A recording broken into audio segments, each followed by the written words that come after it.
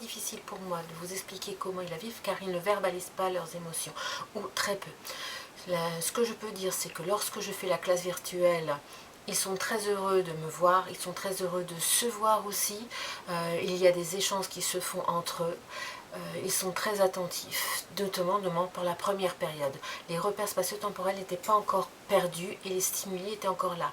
Par contre, la deuxième période, c'est-à-dire après les vacances, la remise au travail a été beaucoup plus difficile. Perte de repères spatio-temporels, apathie aussi, bon, non, pas la vouloir de faire quelque chose, de le remettre au travail, voilà.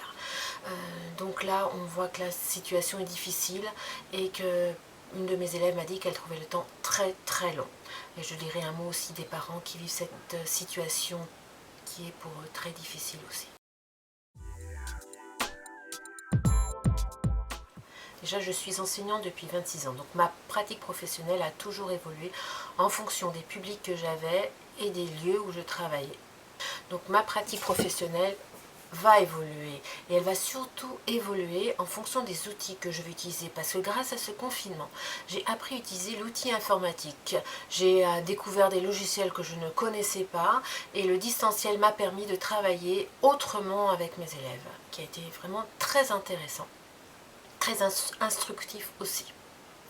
Donc je pense que cet outil informatique va me permettre de mettre mes élèves en classe de référence avec du matériel, des adaptations grâce à l'outil informatique qui vont favoriser leur inclusion sur des temps beaucoup plus longs en plusieurs matières, en français, mathématiques, histoire, sciences, voilà.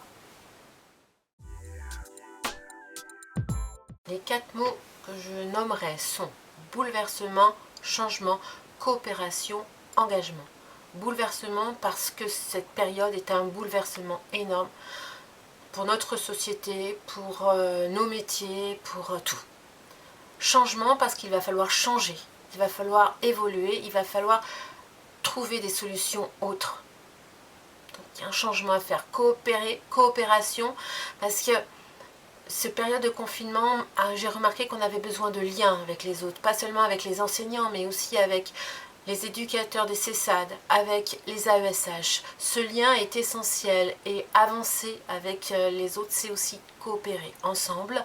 Et enfin, engagement, parce que j'ai envie de m'engager pour construire autre chose, pour construire autrement notre école de demain.